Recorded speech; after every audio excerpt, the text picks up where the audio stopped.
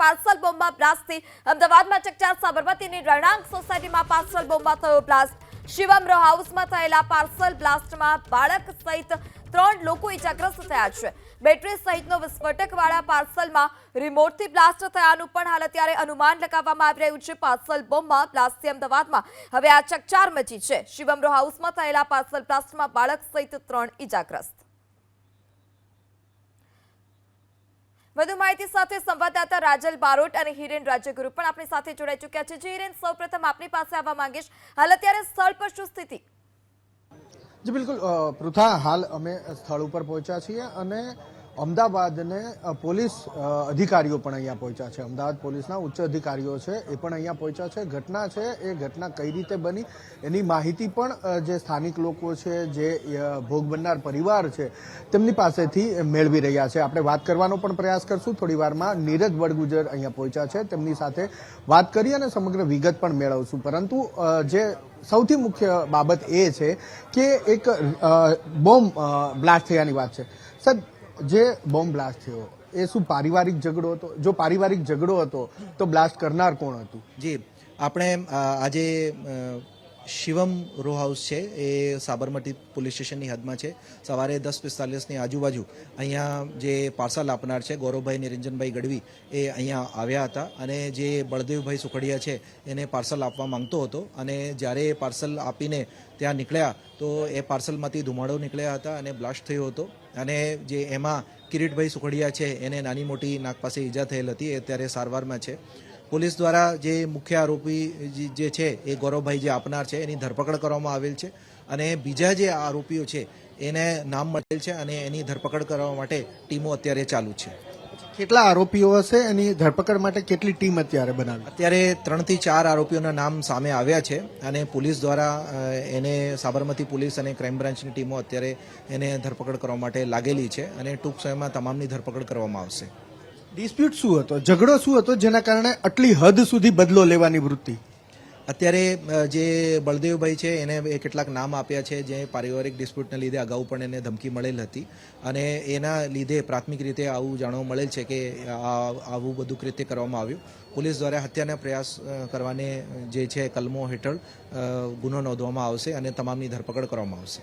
Sir, જે રીતે surname છે ગઢવી અને સુખડિયા, તો એક પરિવાર છે એવું નથી, એટલે ડિસ્પ્યુટ કંઈક બીજો છે, પારિવારિક કોઈ સંપત્તિનો નથી લાગતો? ને જી, એ અત્યારે બીજા જે એને વર્કપ્લેસના કે બીજા જો કારણ છે એ તમામ જે શું હકીકત છે એને જાણવા માટે અત્યારે મુખ્ય આરોપીની ધરપકડ કરવા માટે ટીમો લાગેલ છે. મુખ્ય આરોપી જ્યારે ઝડપાય ત્યારે બધી વિગતો મીડિયા સાથે શેર કરવામાં આવશે.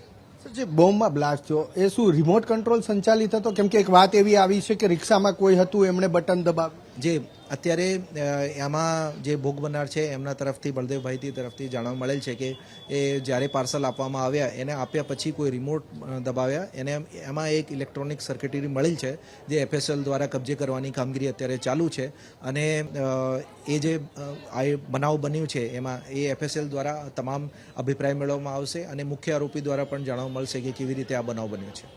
જે રીતે પ્રાથમિક વિગત છે સાહેબ, બોમ્બ કયા પ્રકારનો આપને લાગી રહ્યો છે?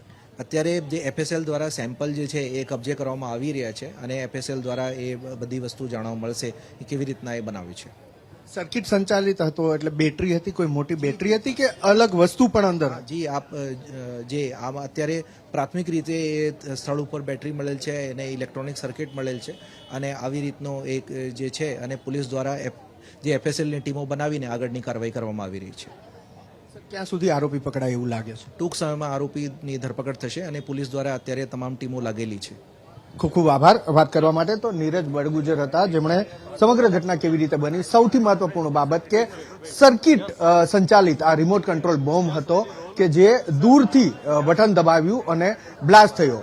કોઈ સંપત્તિને લઈને અથવા તો કોઈ વર્કપ્લેસને લઈને અહીંયા ડિસ્પ્યુટ બે લોકો વચ્ચે હતો. એમાંથી જે મુખ્ય આરોપી છે તેને પકડવામાં પોલીસને હાલ સફળતા મળી છે. અન્ય આરોપીઓના નામ પણ જે ભોગ બનનાર પરિવાર છે તેમના તરફથી આપવામાં આવ્યા છે અને તેમની ધરપકડ માટે પણ અલગ અલગ ટીમ બનાવવામાં આવી છે. ક્રાઇમ બ્રાન્ચને પણ આ તપાસની અંદર આરોપી જે નાસી ગયા છે તેને પકડવા માટે જોડવામાં આવી છે. એટલે હવે ક્રાઇમ બ્રાન્ચ પણ આ સમગ્ર ઘટનાની તપાસમાં તેના જે આરોપીઓ છે તેમને પકડવામાં જોડાય છે. આપને દ્રશ્યો અહીંના બતાવવાનો પ્રયાસ કરીશું જ્યાં ઘટના બની છે, જે ઘટના સ્થળ છે તેના દ્રશ્યો અહીંયા પોલીસે કોર્ડન પણ કર્યું છે, કારણ કે અહીંયા પુરાવા એકત્રિત કરવા એ ઘણા જ મહત્વના બની રહ્યા છે. FSL દ્વારા પુરાવાઓ પણ એકત્રિત કરવામાં આવ્યા છે અને હજુ પણ અહીંયા તપાસ ચાલી રહી છે. આપણે દ્રશ્યો બતાવવાનો પ્રયાસ કરીશું. એક તરફ આ ઘટના સ્થળ કે જ્યાં જે પાર્સલ હતું એ પાર્સલની અંદર બ્લાસ્ટ થયો હતો, એના કેટલાક અવશેષો પણ હજુ અહીંયા પડ્યા છે. તો બીજી તરફ જે પોલીસની ટીમ છે એ પણ અહીંયા પુરાવાઓ એકત્રિત કરી રહી છે. સૌથી મહત્વપૂર્ણ બાબત એ છે કે કોઈ વિવાદ હતો, કોઈ ઝઘડો હતો, અગાઉ પણ જે ભોગ બનનાર વ્યક્તિ છે તેમને જાનથી મારી નાખવાની ધમકી પણ જે હુમલાવર છે, જેમણે હુમલો કર્યો છે, એ લોકો દ્વારા મળી ચૂકી છે એવું પણ નીરજ બડગુજર દ્વારા કહેવામાં આવ્યું છે. એક આરોપી જે આઈડેન્ટિફાય થયો છે એની ધરપકડ પણ થઈ ગઈ છે. કેટલાક અન્ય આરોપીઓના નામ પણ પોલીસને ભોગ બનનાર પરિવાર તરફથી આપવામાં આવ્યા છે અને એની પણ શોધખોળ અત્યારે કરવામાં આવી રહી છે. વિવિધ ટીમ બનાવવામાં આવી છે અને એ ટીમ હવે બાકી રહેલા આરોપીઓની ધરપકડ માટે પ્રયાસ કરી રહી છે. જી હિરેન, આપ અમારી સાથે જોડાયેલા રહેશો અને દ્રશ્ય બતાવતા રહેશો. આપણી સાથે સંવાદદાતા રાજલ બારોટ પણ છે. જી રાજલ, અત્યારે ત્યાં સ્થળ પર શું સ્થિતિ છે અને શું વધારે વિગત સામે આવી રહી છે? પૃથા, ખાસ કરીને આ જ્યારે પાર્સલ બ્લાસ્ટ થયો હતો ત્યારે જે બ્લાસ્ટ સમયે આ પ્રત્યક્ષદર્શી હતા તેમની સામે હતા, તેમની સાથે વાત કરીશું. ભાઈ, કેટલા વાગ્યાની ઘટના હતી? કઈ રીતે આ આખો પાર્સલ બ્લાસ્ટ થયો હતો? હું અંદર હતો અને એકદમ બ્લાસ્ટ થયો એટલે અમે દોડીને બહાર આવ્યા. શું થયું બરાબર? એટલે પેલા છોકરો હતો એના હાથમાં આપતા હતા, બળદભાઈ એના હાથમાં આપતા હતા અને ડાયરેક્ટ એલો બ્લાસ્ટ થઈ ગયો અને પેલા છોકરાને બી વાગ્યું, આ લોકોને બી વાગ્યું છે કે આ બાજુના જે છોકરો છે એને બી વાગ્યું છે, એને ઘણું બધું વાગ્યું છે, હાથે પગે ને બધે. બસ. આ કેટલો તીવ્ર બ્લાસ્ટ હતો? ધ્રુજારી કે કંપારી આવી ગઈ હોય? હાલ ધ્રુજારી થોડી આવી એટલે અમે દોડાઈને બધા બહાર આવી ગયા. ભાઈ, આ ઘટના વખતે તમે ક્યાં હતા? હા બેન, હું એ ટાઈમે જોબ ઉપર હતો, પણ મારી વાઈફનો ફોન આવ્યો હતો એ ટાઈમે કે તમે ફટાફટ ઘરે આવો, અમે બધા ગભરાઈએ છીએ, નાના નાના બાળકો અમારા ઘરે, કે બહુ જબરજસ્ત બ્લાસ્ટ થયો છે એ ગાડી. અને અહીંયા અમારી સોસાયટીની બહાર કોઈ પ્રોટેક્શન નથી, કોઈ CCTV નથી ને ગમે ત્યારે રાત્રે અજાણ્યા સક્ષમો આવીને જાય છે એ ગાડી. બસ બેન, આટલું મને ખબર છે એ ગાડી. ભાઈ, તમે હતા આ ઘટના? હું હાજર હતો. હું મારી રિક્ષા સાફ કરતો હતો અને બ્લાસ્ટ થયો. ત્યાંથી હું ત્યાં ભાગીને ગયો ને ત્યાં તો બૂમાબૂમાઈ થઈ ગઈ. આજે બે માણસને બી પકડ્યો, પોલીસને હાજર કર્યો. છોકરાઓ નાના રમે છે, અંદરના શખ્સ બહારના અંદર આવે છે, કોઈ CCTV કેમેરા નહીં, કોઈ ચેરમેન નથી. અહીંયા બહુ સમસ્યા છે અહીંયા. બેન, સુરક્ષાનો પણ અહીંયા આગળ અભાવ જોવા મળી રહ્યો છે તેવું અહીંના સ્થાનિકોનું કહેવું છે. પરંતુ જ્યારે ઘટના બની હતી ત્યારે સૌ કોઈ ભયભીત થઈ ગયા હતા. બેન, જ્યારે બ્લાસ્ટ થયો તમામ લોકો ઘરની બહાર આવી ગયા હતા. આખી ઘટના કઈ રીતે? અરે, જેમ બોમ્બ બ્લાસ્ટ થયો ને એમ ઘરથી અમે બહાર આવ્યા, જેવું જોયું ત્યાં સુધી એકદમ ધુમાડો હતો અને બહાર જોયું ત્યાં સુધી બે છોકરા ભાગીને જતા રહ્યા રિક્ષામાંથી, જેમને બટન દબાવ્યું હતું, એમના સાથે રિમોટ હતું. અને આ છોકરો અહીંથી આમ ભાગવા ગયો ત્યાં સુધી આ લોકોએ પકડી રાખ્યું હતું અને બાજુમાં જે છોકરો રહેતો હતો એમને વધારે પડતી ઈજાગ્રસ્ત થઈ હતી, જેમ એમનું નાક ને આંખને વધારે પડતું વાગ્યું. અને જે મેન માટે લાયા હતા ને ગિફ્ટ, એમને પગે વાગ્યું છે. હા, તો જેને પાર્સલ હાથમાં રાખ્યું હતું એ ઈજાગ્રસ્ત થયું છે, એને બી બ્લેડો હાથમાં વાગી છે થોડી. હા, અને એને ખ્યાલ નહોતો. એનું કહેવું એવું હતું કે મને ખ્યાલ નથી કે આની અંદર આ બધી વસ્તુ હતી. મને એવું કહેવામાં આવ્યું કે બળદેવભાઈને ગિફ્ટ આપીને આવો તમે. હા, તેમને પછી એમને ગિફ્ટ આપવા આવ્યું ત્યાં સુધીમાં તો પછી બોમ્બ બ્લાસ્ટ થઈ ગયો. બાળકને કેટલું વાગ્યું હતું? એમને તો વાગ્યું છે ખાસું, હાથમાં બ્લેડ, અને બાજુમાં જે હતા એમને વધારે નાક પર વાગ્યું છે. હા, લોકોમાં એક ડરનો જે માહોલ છે તે અહીંયા આગળ જોવા મળી રહ્યો છે. ખાસ કરીને આપ ઘટના સ્થળે જોઈ શકો છો, મોટી સંખ્યામાં અહીંના જે સ્થાનિકો છે તે અહીંયા આગળ ઉમટી પડ્યા છે, કારણ કે આ પાર્સલ બ્લાસ્ટ છે તે થયું છે. અને પાર્સલ બ્લાસ્ટમાં ખાસ કરીને જે બળદેવભાઈ છે, ટૂંક જ સમયમાં બળદેવભાઈ સાથે પણ વાતચીત કરવાનો પ્રયાસ કરીશું, કારણ કે જે પાર્સલ કલેક્ટ બળદેવભાઈ હતા એ કરવાના હતા. અને એટલા માટે કારણ કે આ આખી ઘટનામાં અંગત અદાવત છે તે સામે આવી છે, પારિવારિક ઝઘડો છે, તે ઝઘડાનો જે મામલો હતો તે સામે આવ્યો હતો. અને રૂપેણ બારોટ નામના વ્યક્તિએ આખું જે ષડયંત્ર છે તે કર્યું છે, કારણ કે તેમની પત્ની સાથે તેમના છૂટાછેડા થયા હતા અને તે છૂટાછેડા થવાને પાછળનું જે કારણ છે તે બળદેવભાઈ માનવામાં આવી રહ્યું છે. અને એટલા જ માટે તેને આખું ષડયંત્ર છે તે અહીંયા આગળ કરવામાં આવ્યું છે. આપણે બળદેવભાઈ સાથે પણ વાતચીત કરવાનો પ્રયાસ કરીશું. બળદેવભાઈ, કઈ રીતની આખી ઘટના બની? બે મિનિટ, ગઢવીની ધરપકડ એ મારી સામે જ એને પછી પકડી લીધો. અહીંયા ઊભો હતો ને, બરાબર, એટલે મેં એને કહ્યું કે ભાઈ મારું કોઈ પાર્સલ છે નહીં, મેં કોઈ પાર્સલ મંગાવેલ નથી, હું આ કંઈ જાણતો નથી, હું ક્યારેય પાર્સલ મંગાવતો નથી, બરાબર. તો એટલામાં તો એને આગ અંદરથી ચાલુ થઈ. મારા વાઈફે એવું કહ્યું કે આમાંથી આગ નીકળે છે. ત્યાં કોઈ ક્યાં રિક્ષા ઊભી હતી, તો એ રિક્ષા છે ને એમાંથી એ લોકોએ ઓપરેટ કર્યું કંઈક. અને મેં એને કહ્યું, પેલો જે ભાઈ આવ્યો તો, અરે મને ખબર નથી ષડયંત્ર, પણ એ જે છોકરો આવ્યો તો એ મને અત્યારે મને સાંભળો. અરે પણ આ ભાઈ બધા એક સાથે આવી જાઓ. તો બળદેવભાઈ અત્યારે ટૂંક જ સમયમાં વાત કરો. કાલ રાત્રે કોઈ અનલોન વ્યક્તિ આવી મારા ઘરે. હું બહાર હતો, બરાબર, હું બહાર હતો, અને એવું કહ્યું કે તમારા ઘરે કોઈ પાર્સલ આવ્યું છે, પાર્સલ આવ્યું છે. તો મારા વાઈફ બહાર આવ્યા કે ના, અમને કોઈ પાર્સલ આવ્યું નથી. તો હું પછી રાત્રે ઘરે આવ્યો મોડા, અમારે ફંક્શન પતાવીને, બરાબર, ફંક્શન પતાવીને ઘરે આવ્યો એટલે મારા વાઈફે કહ્યું કે તમે પાર્સલ મંગાવ્યું. મેં ના, આપણે મંગાવ્યું નથી. મેં પૂછવું જોઈએ ને કોણ છે, ક્યાંથી આવ્યો, શું છે, આપણે પાર્સલ મંગાવતા નથી.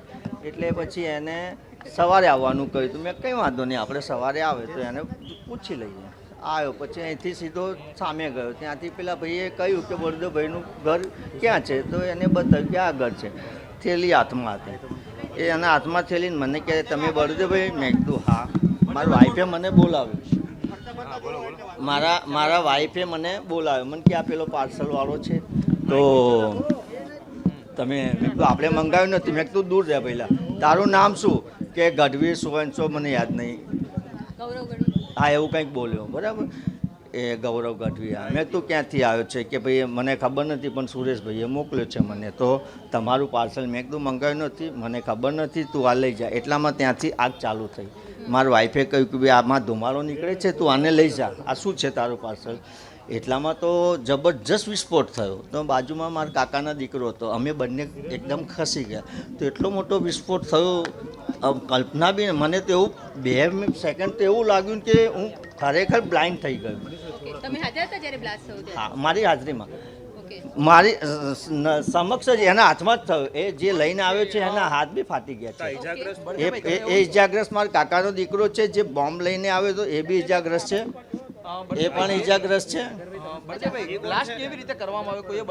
બટન દબાવ્યું એવું એને મેં કહ્યું તું ક્યાંથી આવ્યો? એટલે મેં કીધું તારો ફોન નંબર આપ. તો કે મારો ફોન સામે પેલા લોકો બેઠા છે ને એમની પાસે છે, બરાબર.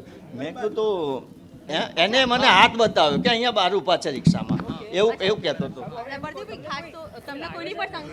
ના, અત્યારે કંઈ મને એવું, એ મેં કહ્યું કે ભાઈ હું પોલીસ બોલાવું છું, અને તને જેને પણ કહ્યું હશે, બરાબર, એ તું મારી જોડે નહીં બોલે. મને 50 માણસોની શંકા છે, હું એવી રીતે નામ ના આપી શકું. નહીં, રિસીવ કરી જ નથી.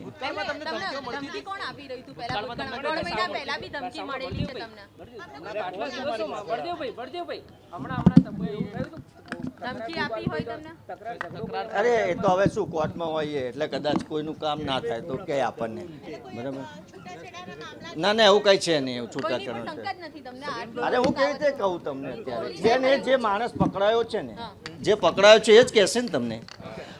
તમે સમજો, મને ખબર જ નથી. હું રાત્રે પણ, હું હાઈકોર્ટમાં છું, ગુજરાત હાઈકોર્ટમાં છું.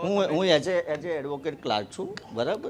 મને કોઈ ટપોરીના ઘરની બહાર, કોઈ લુખાના ઘરની બહાર આવું થાય તો માની લેવામાં કે એના સંખ્યાબદ્ધ દુશ્મનો. હા, વાત સાચી. હાઈકોર્ટમાં કામ કરો છો, પ્રોફેશનલ વ્યક્તિ, છતાં તમારા ઘરની બહાર આવું થયું એટલે કે તમારે દરેક જગ્યાએ તો દુશ્મન આવડે. એટલે મને બધા જગ્યાએ નથી, પણ હમણાં જો તમને એક વસ્તુ કહું, જે તમને જે રીતે કહેવામાં આવું છું કે મને જે શંકા હોય, એક વ્યક્તિ એવી છે કે કોઈ રૂપેન કરીને છે, બરાબર, એની ઉપર શંકા છે, કદાચ એ કરી શકે.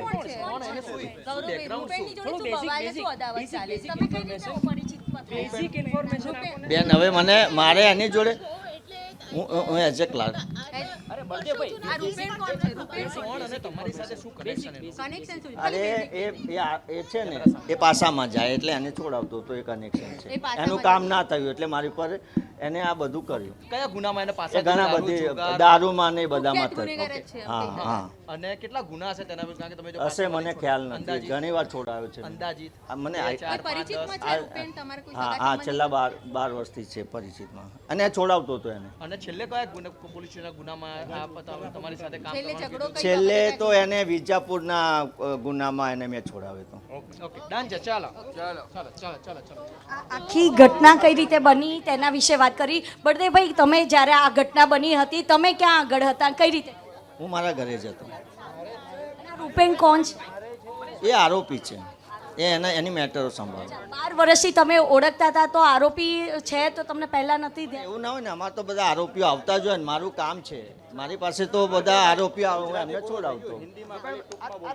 રૂપેણના તમારા સંપર્કમાં આવ્યા બાદ તમે કેટલી વખત એને છોડાવ્યો? ઘણી અસંખ્ય વાર, અસંખ્ય. એટલે એના વિરુદ્ધ ગુના કેટલી વાર છોડાય. કેટલી વાર ગુના? हाँ। कोई आया कल रात को लड़का आया था कोई, बराबर कि आपका पार्सल है, तो ठीक है. मेरी बीवी ने बोला कि भाई बलदेव भाई घर पे नहीं है, तो कोई सुरेश भाई का पार्सल बलदेव भाई के लिए भेजा है, तो वो निकल गया. कल कोई दूसरा आया था, आज कोई. જી રાજલ, સમગ્ર માહિતી બદલ આભાર.